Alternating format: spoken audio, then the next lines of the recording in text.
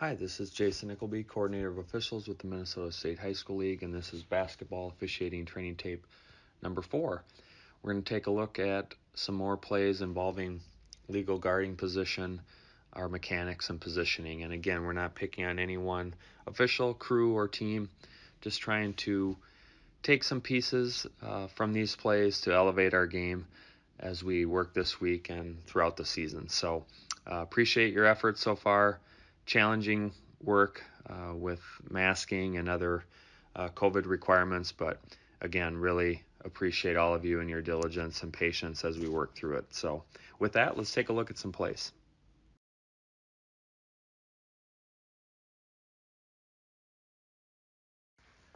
On this play, we're going to have a transition play.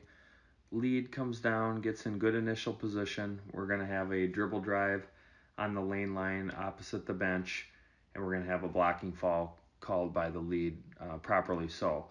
So leads, if we can, in transition, if we can come to that spot right at about the O there on Golden, same on the other side of the lane. If we can get there as our initial starting spot, that's ideal, but you don't want to cut across players or get in the way of the play if you can't get there. And if you have to start out wider and then move your way back in, no problem. But our initial starting spot, if we can, would be about a step or two off the lane line and then adjust from there based on where the basketball goes. Because you see on this play, when it goes right to the basket, being in that position puts us in a really good spot to view this play and rule on this contact. And that's where this lead ends up, and that's great. And he's in perfect position to see this, makes the proper call. The offensive player gets by the defender who has legal guarding position but can't maintain it, and then plays through her back as she's going to attempt a shot. So good job here, good patience. Allow this to be a shooting foul, which we do. The only picky thing I have here is, just signal with a fist in the air, and then signal the shots separately and not at the same time. But overall, good presentation at the spot, good hustle, and then nice job by the crew, the rest of the crew, dead ball officiating, watching players as the trail. The C comes in to take the new lead. We hustle out to report. All of this looks very good. So well done by the lead here. Initial position is good. Step or two off the lane line and then adjust to the basketball after that. So well done by the crew on this play.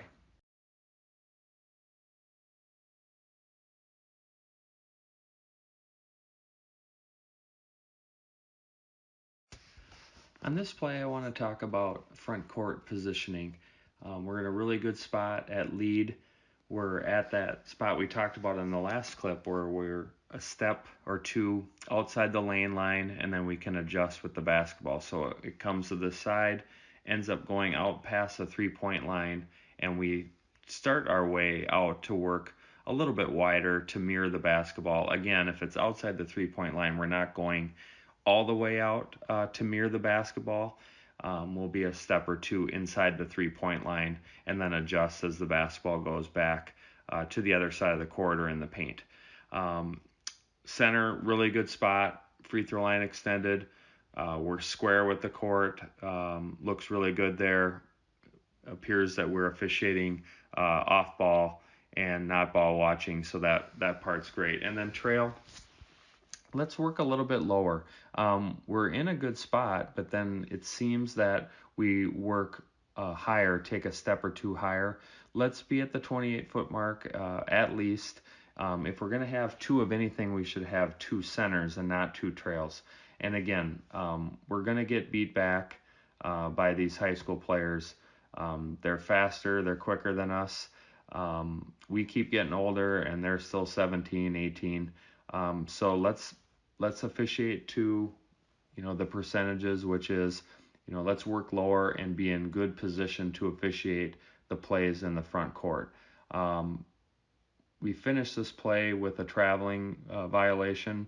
Can't really tell if it is or isn't because of the scoreboard piece on the screen, but just a reminder, make sure we pick up the pivot foot.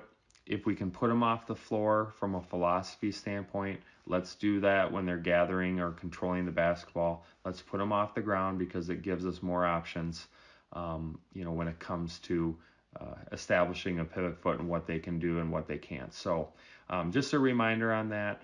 Can't tell in this play if it's truly traveling or not, but we just need to pick up the pivot foot. And good positioning by lead, center, trail. Let's work a little bit lower, and then let's stay there. And if we need to work beneath the matchup, if there is one, then let's do that instead of working higher. But overall, nice job by the crew in this play. Just some positioning considerations to think about.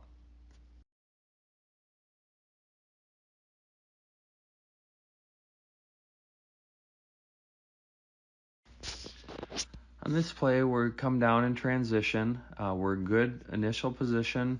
Trail's working low, center, free throw line extended, lead about a step or two off that lane line like we've talked about. And you see that's where we go to at the beginning of the play, and then we adjust as the basketball moves around the court.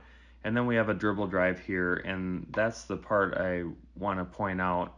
Again, another example of a grounded secondary defender with contact. This needs to be called as a restricted area blocking foul. But something to consider is if you think that this player does not maintain, the secondary defender that's grounded in the restricted area, that she does not maintain legal guarding position at the time of contact, if that's your judgment on this play, then we should just put a fist in the air, signal a block, and that's it. Don't point at the restricted area. Because again, you're pointing at the restricted area to indicate that it's only a blocking foul because a grounded secondary defender was establishing initial legal guarding position in the restricted area for the purpose of taking a charge. And that's what this player does here. She is the secondary defender, gets by that primary defender, encounters the secondary defender. There's contact with the grounded secondary defender in the restricted area. Therefore, we should have a restricted area blocking foul on this play.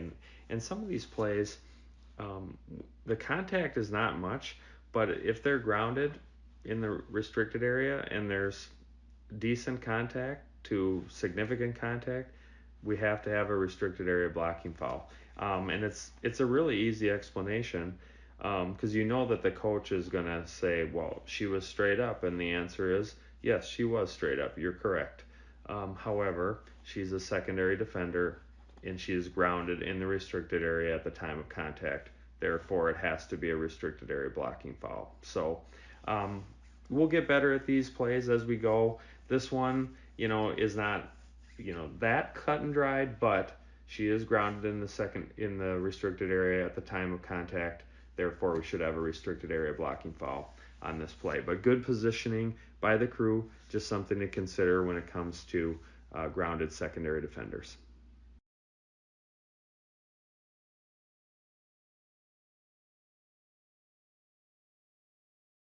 I want to use this play to talk about verticality and maintaining that vertical space, and when it rises to the level of a foul and contact that meets that threshold. So on this play, really good positioning by the crew.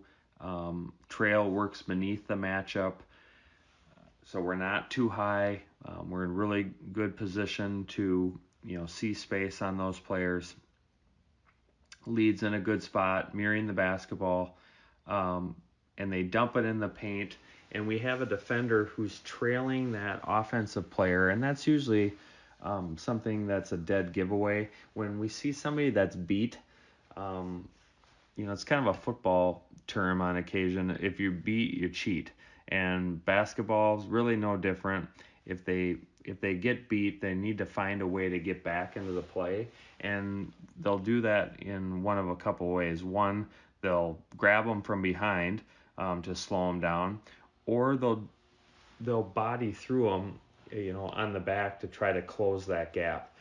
So on this particular play, we have a backdoor cut. She's beat, and she jumps to contest the play, which is fine, except she jumps from point A to point B. If we go A to A, so we jump up and land in the same spot, then almost all the time the contact, or the onus for the contact, is going to be on the offensive player. If we go from A to B, now it's going to be charged to the defensive player if there's contact. And in this case, you see that she jumps from A to B, makes contact on an airborne shooter, and it's properly called for foul by the lead.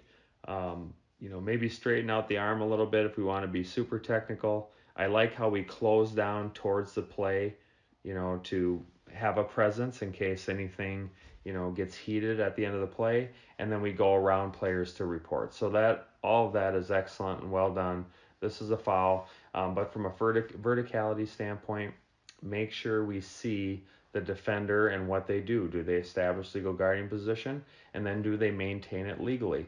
And they can do that by rising in their vertical plane. So from A to A, if they go from A to B, that does not satisfy that verticality requirement if contact occurs. And in this case, the defender goes from A to B, plays through the back. This is a shooting foul and is properly called by the lead. So well done by the crew on this play.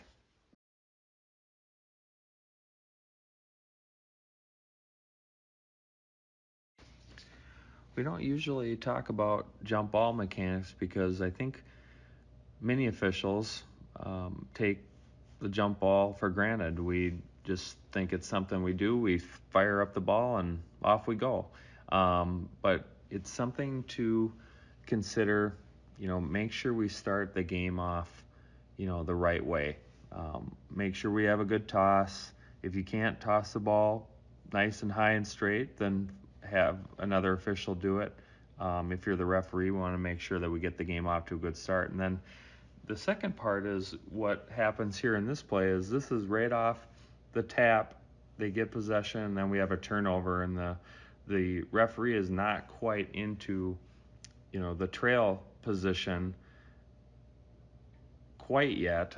We probably should get out there a little quicker out to trail, but we're still in the center of the court when this ball gets stripped and turned over, and now we're going to have a tightly contested play at the opposite basket. Center does a nice job of getting down to assist on this play, and it's hard to see if the momentum takes her to the floor or not, but it sure looks like a foul. And if it's more clear cut of a foul on the opening play, we want to make sure we get that one, because if we start off the game by missing a bad foul, that doesn't really set a good tone for the rest of the game. So my point on this play is, don't take the jump ball for granted. Let's be ready to officiate, because anything can happen. As you see here, we're less than 10 seconds into the game and we already have a tough decision to make at the basket. Contact, illegal contact, shooting foul, etc. So just be ready to ref. Don't take it for granted. Let's be ready to concentrate, for 36 minutes, from the opening tap.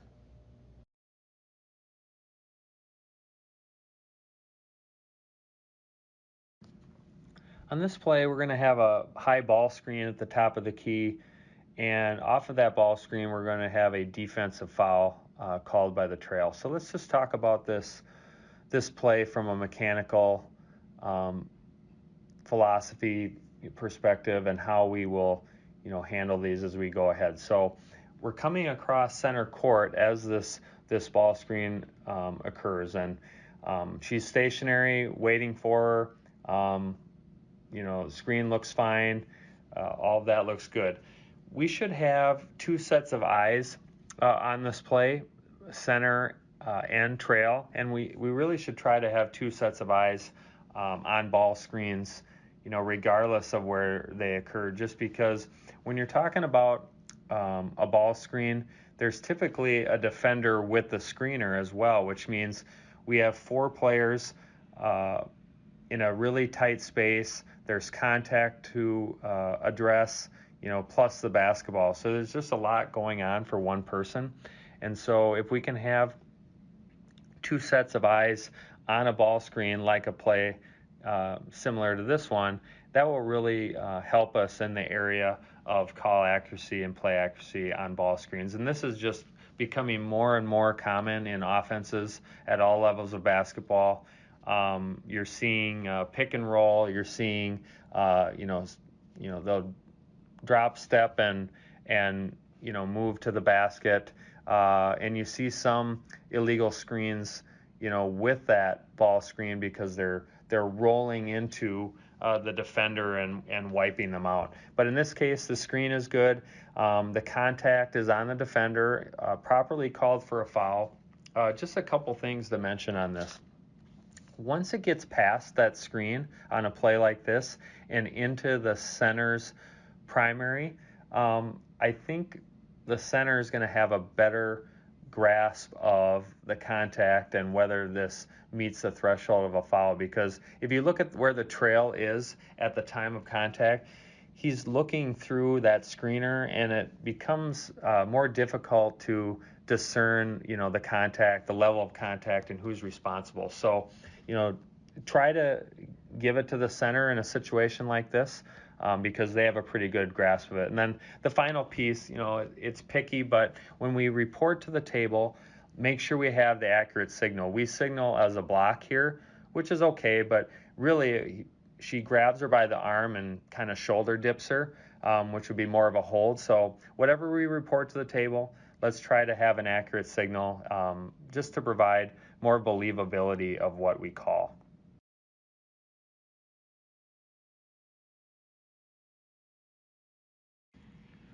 On this play, we'll have a ball dumped into the paint on the far block, kind of an up and under move, and she scores on a layup, and we allow this to play out properly so. And I want to point out our excellent mechanics and coverage, and then rules knowledge and judgment. So you'll see that our center is at the free throw line extended.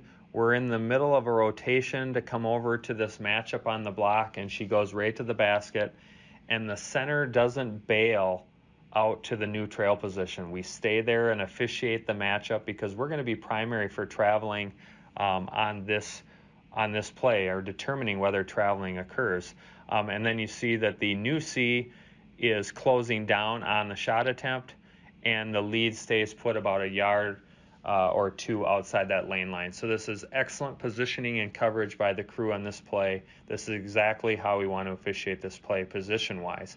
From a traveling perspective, you see that when the ball gets dumped in the paint, she dribbles and then establishes the pivot foot as the right foot picks it up to shoot and never puts it back down again, which means we do not have a traveling violation. And this type of move fools us quite a bit as officials. Everyone in the gym thinks it looks ugly. Remember, ugly is not illegal. We need to pick up the pivot foot, know what they can do with it, put them off the ground if we can. In this case, the right foot, clearly the pivot foot, but she pivots a couple times, picks up her pivot foot, which she can do to begin a shot or pass, as long as she doesn't put it back down prior to completing a shot or pass, which she does not do here. So first of all, excellent coverage and mechanics by the crew, exactly where we want to be. And then secondly, good job of rewarding this nice move by allowing it to proceed, knowing the rules, good judgment. So just an all-around, very well-handled play by the crew.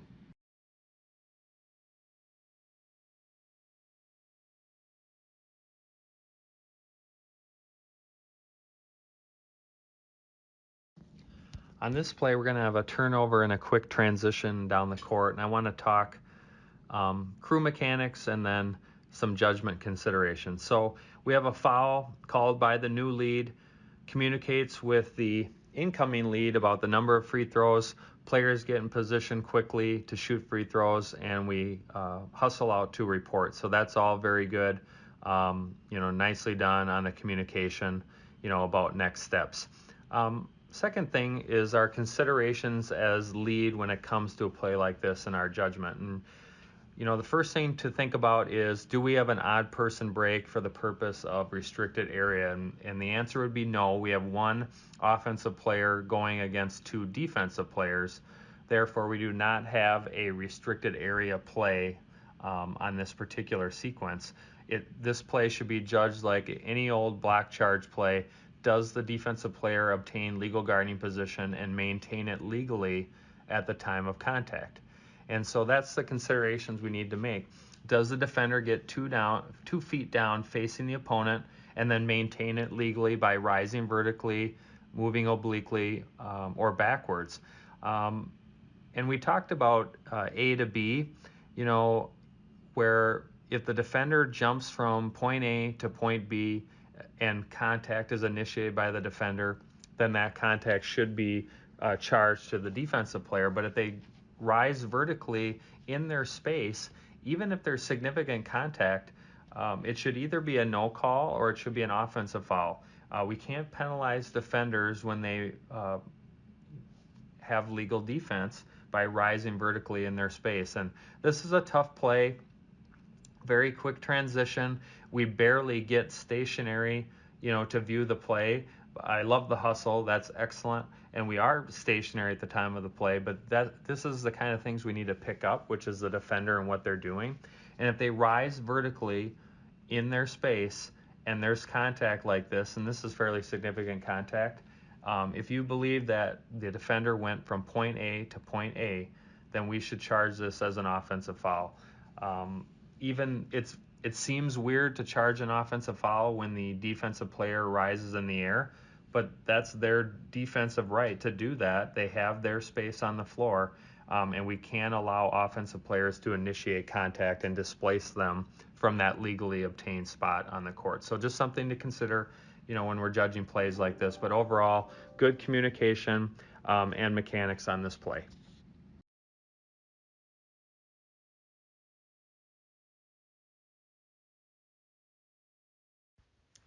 This play is a bonus play. We got this play sent to us last week for our interpretation. It involves a backcourt violation. And backcourt violations can be a little tricky depending on, player location and what they do. And the key to getting these plays correct is really our rules knowledge and then application, when those things happen. And specifically around team control and then front and backcourt status and who causes the ball to go where. So if you see this play, we have a pass from a player of Team A who has team control in the backcourt, and then a Team A player subsequently catches the ball who has front court status, steps into the backcourt. When the ball touches his hands and he gains control there in the front court and then steps in the backcourt, he has violated. So this is a proper call for a backcourt violation, and specifically we're looking at Rule 99, Article 2. While in player and team control in its backcourt, a player shall not cause the ball to go from the backcourt to the front court and return to the backcourt without the ball touching a player in the front court, such that he or she or a teammate is the first to touch in the backcourt. And Article 1 also applies really, in that this player gets team control in the front court and then subsequently steps in the backcourt. If we get individual control, team control in the front court, that gives us front court status. That means the ball has front court status, which means if it now goes into the backcourt, as soon as we touch in the backcourt with possession of the basketball, we have violated. So this is a proper call for a backcourt violation. And there is also a casebook situation, specifically 991 situation C on page 73 of the casebook, that talks about a similar situation where A1 is dribbling in his or her backcourt, throws a pass to the front court, and while standing in A's front court, A2 touches the ball, it deflects back into A's backcourt where it touches the floor. A2 subsequently recovers in the backcourt. And in A, this is a violation. The ball was in control of A1 and Team A, and a player from Team A was the last to touch the ball in the front court, and a player of Team A was the first to touch after return to the backcourt. So we have a violation in this case for both reasons, and the key to getting these plays right is understanding team control, individual control, front and backcourt status, and who causes the ball to be where. So good play to look at and think about. Okay, that will do it for training tape number 4. Keep up the great work. Keep viewing the plays. Keep having discussions with your crews about mechanics and positioning and communication, how we can get through plays like these that are difficult during the season. Communication is going to be the key aspect on that, and appreciate your work and your diligence. Again, tough year with COVID and protocols and masking and all that kind of stuff, and then the normal wear and tear of a winter season. So appreciate your efforts. Keep up the great work. Keep communicating as a crew out there on the court prior to the game, during dead balls, all those kinds of pieces, and we'll be in good shape. And we'll take a look at some more plays next week. Have a great weekend.